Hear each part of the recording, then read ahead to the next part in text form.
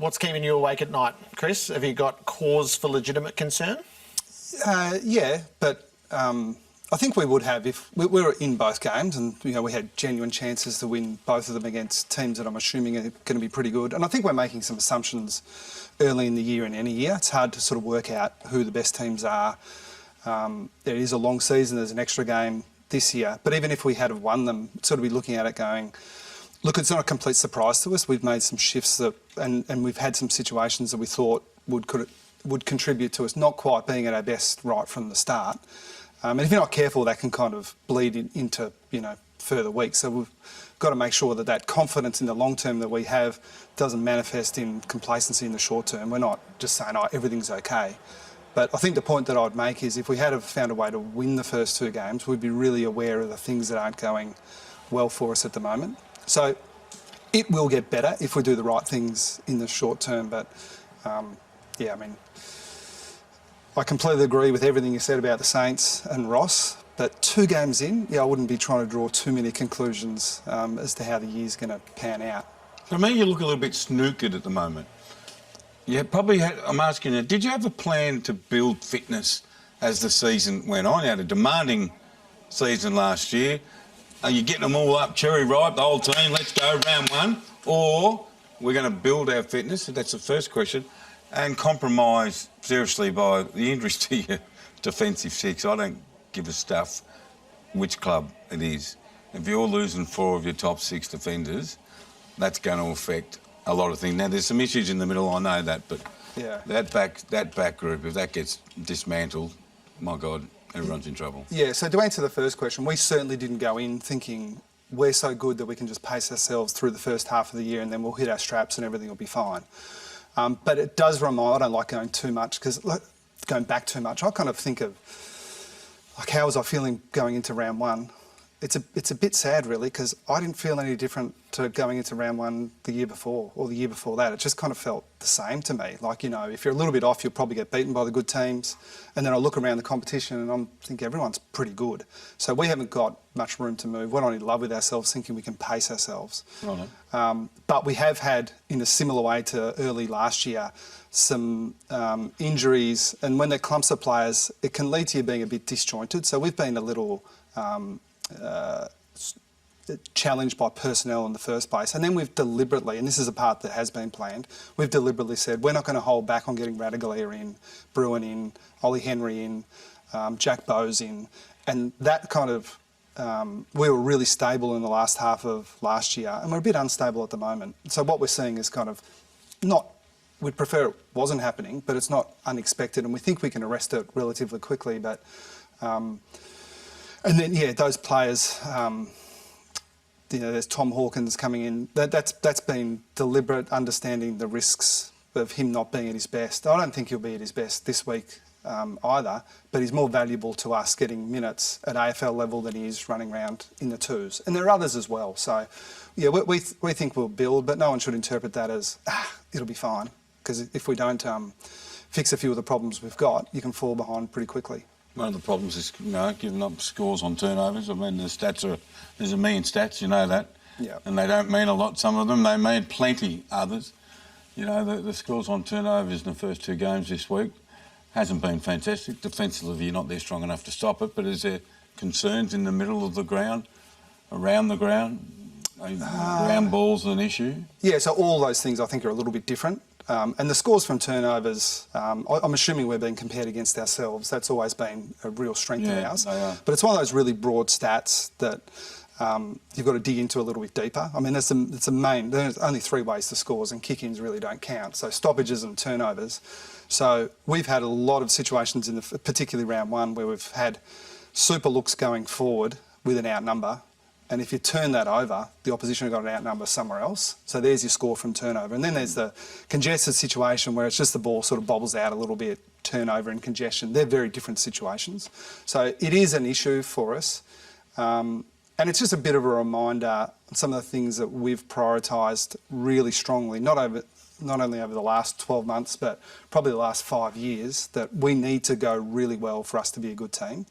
And I think we've seen, when we're a bit off there, and we played 2 pretty good teams, I think. Like, who knows how it's going to play out, but 2 games that we were right to the death and could have won. So we're not panic stations, but you're always trying to find that balance as a coach. I'm sure Ross is doing it at the moment. Hey, don't fall in love with yourself because you've won 2 games. And we're not absolutely panicked that we've lost 2. That, the rest of the competition, may well lose as well. I think you were 4-5, weren't you, at one point last year? And yeah, something like that. 16 in a row. Yeah, and there was a little bit, it was similar. Again, I don't like going back, but it was similar in that we sort of looked at it, hopefully taking a step back and thought, well, Dangerfield's going to miss 7 or 8 weeks.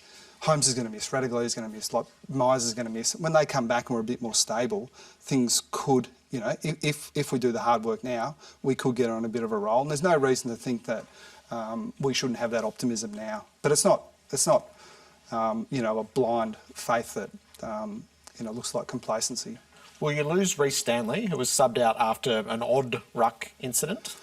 I mean, he had to come off, and then we subbed him out. So we've got a bit of a longer break, so it gives him a bit more time. But yeah, I'm not really sure exactly how that one's going to play out. But I mean, it's interesting that we've had some good feedback from the AFL, and I think this is a bit of a trend in the game at centre bounces, and they're really clear that you can't do that. I mean, it wasn't a free kick on the night. Taconic got cited and fined. But it's like I think everything, we're not asking, coaches do not want to design the rules. We just want to be able to feed back to our players with clarity what the rules actually are. And I think the AFL will do that. That's the feedback they've given us. Did you give feedback to Paddy Dangerfield during the game? Because Paddy spoke to the umpires, didn't he, at one stage about... Yeah, Paddy spoke to me about it and said he'd spoken to them. And he says Paddy took it off his own bat before he spoke to you? Yeah, but he did it the week before as well. So, sometimes... when you buy a Ford, or you see on the road of Fords. So I think Paddy's seeing it really clearly after round 1. But I think it'll change, and I think I'm not really in the camp of I don't want to see Taconic get suspended or even fined. All you want to see is behaviour change, and the AFL saying you cannot do that is much better than suspending players, in my opinion. I think it still links to the bounce too. Umpire with his head down. Yeah, but they've got 4 now. Yeah, so he should be looking from the outside. Yeah, it was an awkward look, wasn't it? Get rid of the bounce, Ross. Yeah, I would. You? We're calling too much, mate. It's an issue. But my reason is it costs you some good umpires. When you talk to the umpires, there's good umpires that don't get in because they can't bounce. So it's hard enough to get umpires as it is. I can't come up with a sport where it's harder to umpire or referee than our game. So a pretty good guiding principle is let's make it as easy for them as possible. Good call. When you watch Jeremy Cameron play the game, what? I was sitting there with a block of chocolate and a crownie, right? It's not a good combo either, but he makes it easy. He's very special. What my favourite. I spoke to Chris, and he was saying, look, he does stuff like that in the warm up. He'll do things in the warm up that they go, wowee, right? So, look, how brave was he with that hit? He didn't go, I don't know. He's genuinely tough. Pure skill, pure run, pure toughness, and very special player. But my favourite almost in the comp out of St Kilda plays is Stengel at the moment. I just love how he plays his footy. Like, he's so controlled, in control. Is he? I bet you he wasn't in control when in the last quarter when he gave away a 50-metre penalty. That's the negative side of you, Rob. Well, you got to look at his good stuff, right? He's a fantastic player, but don't give away 50-metre penalty when the Cats are coming and mouth off and give 50. I don't know if you agree with me or not. I know he's your player. Was it mouthing off? Was it? What did he do? He cribbed the mark. Yeah, I thought he cribbed the mark. Was it? Yeah. But Jeremy Cameron, very special.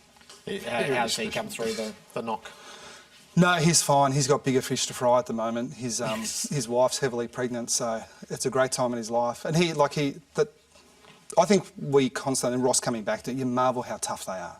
Like, I don't want to, for a second, diminish Jack Steele, because that is so tough. But the question should be asked, do we actually want players like... We've got to a stage where we need to protect players from themselves, and it's not a badge of honour to play injured anymore the way I think it used to be. No, that's a really good point. And, like, to our medicos, like, they're trying to make... Because we were going to pull the sub to get some run on for Ryan Burns to go out, then we're waiting on Steele. It's like, we can't interfere. We make the decision as quick as you can, but there's no X-ray machine there that I'm aware of.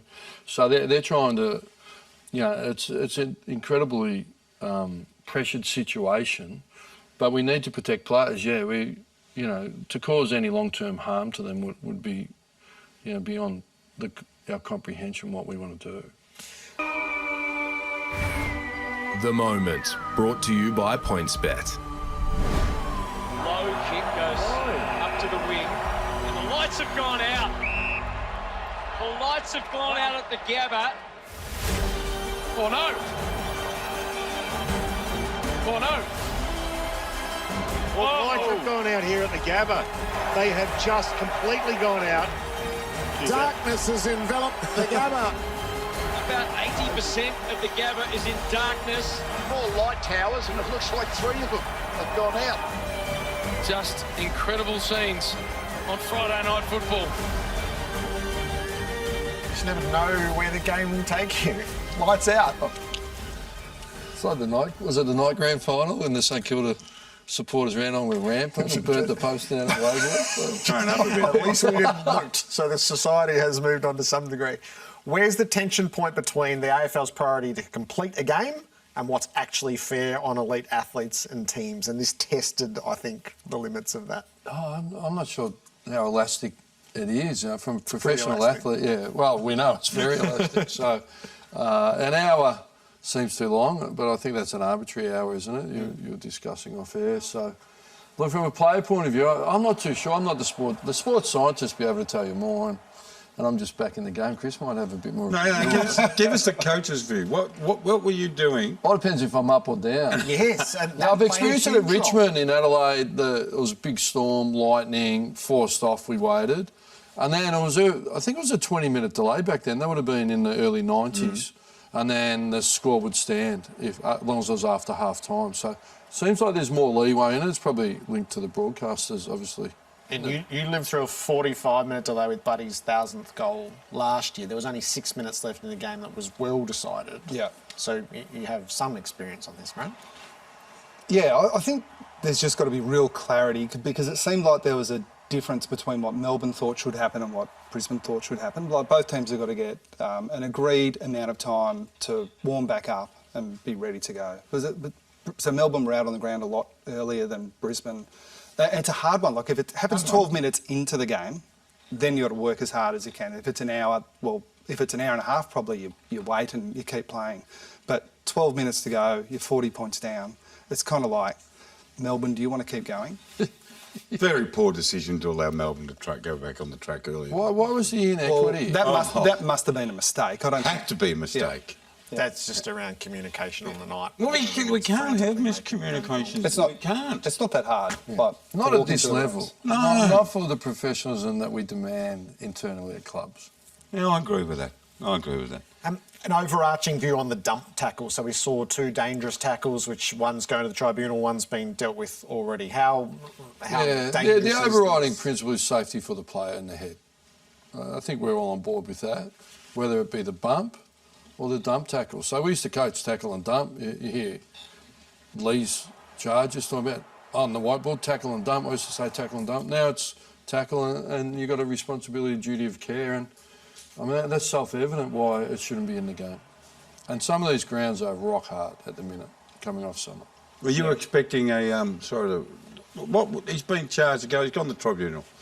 3 automatically, 4, 5, 6. Do you think the message is getting through, Ross, that this is just unacceptable now? I'm not saying you're a dirty prick, but stop trying to hurt people. I don't think they're trying to hurt people. It's an aggressive physical game. It's instinctive. They're split-second decisions, and we're not machines. And the players under extreme pressure, it's easy to tip over slightly, and it looks really bad. That's what I think. I don't think there's any intent to hurt the player. Those days are gone. And it's worth pointing out, if you think through a situation where you're trying to tackle a player who's low, braced on 2 feet and fighting the tackle, you can be critical of a guy who's just hugging him. Like, come on, you've got to actually try to, help me here. Yeah. Take him down. Elliott there, on one leg, looking to kick it, his momentum going that way. It's very hard in the moment to gauge how much force do I apply here. Now, I'm not saying that that's okay. That's clearly not okay. But I have some kind of sympathy for the tackler when the player with the ball is really unbalanced. The difference there is chalk and cheese. Sympathy for Broad? Look, I think what will happen with this, it's like all changes in the game, as Ross said. Like it used to, not only was that okay, that was applauded, and it's like the bump now. If you're, and I actually disagree. The players, I don't think Broad's trying to hurt him. No. I think he's like, oh my God, what have I done? And so now the shift will be, if you're going to sling a player to the ground, you're liable. So don't do it. Like you're better off sort of taking him down with your weight. The nuance of the power of the player. You know, the amount of leg weights that they drive with power. So not only do we expect them to stop the player with the ball who's powering through, it takes all your force, all your skill to stick that tackle, but then at the end, you just got to control it to a slow finish. Like, the degree of difficulty is huge.